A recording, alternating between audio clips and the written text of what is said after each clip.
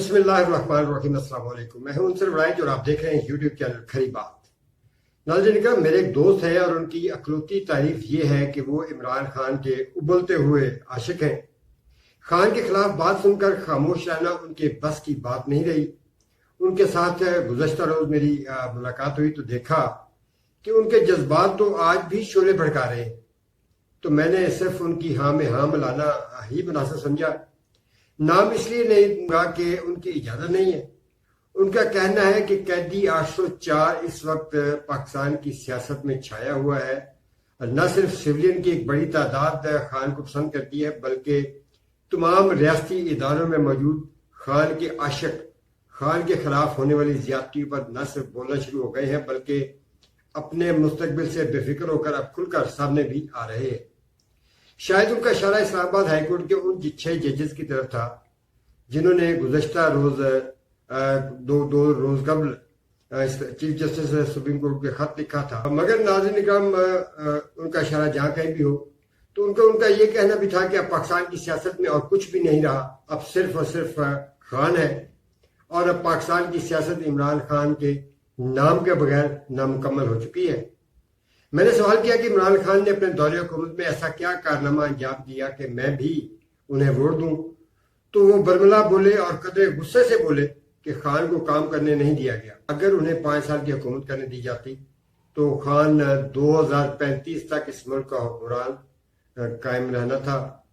پھر نہ نواز شریف کی دال گلنی تھی اور نہ آصف زرداری نے آج ایوان صدر میں داخل ہونے کے قابل رہنا تھا۔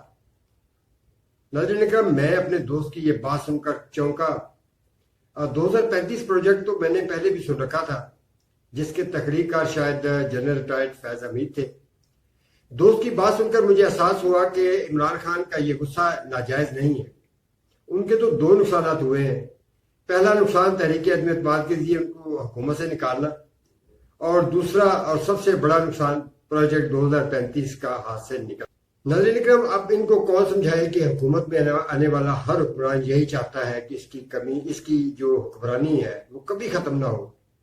ایک وقت تھا کہ میاں نواز شریف بھی امیر المومنین بننے کے چکر میں تھے اور انہوں نے اس کے لیے بڑے پاپڑ بیلے، مگر ان کی یہ خواہش ادھوری رہ گئی اور ایک وقت ایسا آیا کہ انہیں حکومت سے نکال باہر کیا گیا۔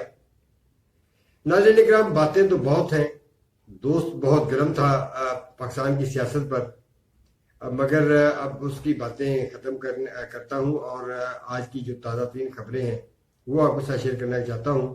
سب سے پہلی خبر یہ ہے کہ ججز کے خط پر اٹھنے والے طوفان کی تباہ کاریوں میں کمی آنے لگی ہے، اور وزیر اعظم کی چیف جسٹس سپریم کورٹ سے ملاقات میں یہ فیصلہ کر لیا گیا ہے کہ اس معاملے کی شفاف اور فوری تحقیقات کے لیے ایک انکوائری کمیشن تشکیل دیا جائے۔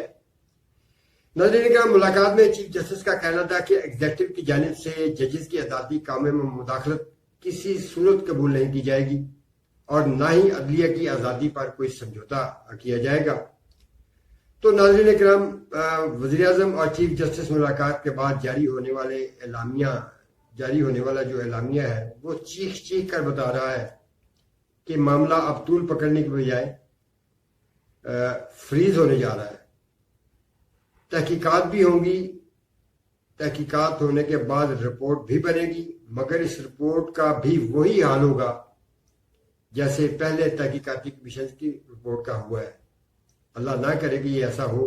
تو ناظرین اکرام، اس کے علاوہ میں آپ کو یہ بتانا چاہتا ہوں کہ پاکستان مسلم لیگ نون کی اندرونی جو توڑ پھوڑ ہے اس میں بھی کافی تیزی آ چکی ہے، اور اب جو ضمنی انتخابات ہو رہے ہیں ان میں یہ بات کھل کر سامنے آ رہی ہے کہ پاکستان مسلم لیگ نون کے اندر 2 گروپ واضح طور پر ایک دوسرے کے خلاف برسر پیکار ہیں۔ ضمنی انتخابات کے حوالے سے جو حمزہ شہباز نے جو حلقہ خالی کیا تھا، حلقہ PP 147، تو میاں حمزہ شہباز شریف یہ چاہتے تھے کہ اس حلقہ سے کبیر تاج اور باجد ظہور انتخابات لڑے، اور انہوں نے ان کے نام باقاعدہ سلیکشن بورڈ کو بھی دیے تھے، مگر اس حلقہ سے شاہدرہ سے مسلم لیگ نون کے سابق ایم ملک ریاض ٹکٹ لینے میں کامیاب ہو گئے ہیں، جبکہ شہباز شریف کی جانب سے خالی کیے جانے والے حلقہ PP 164 میں حمزہ شہباز اپنے قابل اعتماد ساتھی عمران قرائے کو ٹکٹ دلوانا چاہتے تھے، مگر اس حلقہ سے بھی MNA ملک مبشر کے قریبی رشتہ دار کو ٹکٹ دے دیا گیا ہے۔ ادھر پنجاب اسمبلی کے حلقہ PP 149 پر علیم خان کی خالی کردہ نشست پر IPP کے شعیب صدیقی الیکشن لڑیں گے۔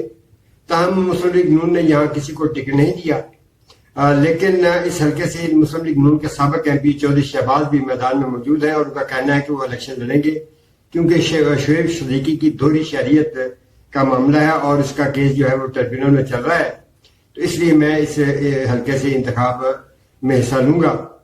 تو ناظرین اکرام، اس کے علاوہ پختونخوا کے وزیر اعلیٰ علی امین گنڈاپور کی جو آج وزیر داخلہ وفاقی وزیر داخلہ محسن نقوی سے تفصیلی ملاقات ہوئی، اور اس ملاقات میں موجودہ دہشت گردی کی لہر پر بات ہوئی، سیاست پر بات ہوئی۔ اس ملاقات پر مبصرین کا کہنا ہے کہ یہ ایک اچھا عمل ہے، مگر پاکستان تحریک انصاف کے جو جوشیلے کارکنان ہیں انہیں علی امین گنڈاپور اور وفاقی وزیر داخلہ محسن نقوی کی اس ملاقات پر کافی اعتراضات ہیں، اور انہوں نے سوشل میڈیا پر اس کی ٹرولنگ بھی شروع کر رکھی ہے۔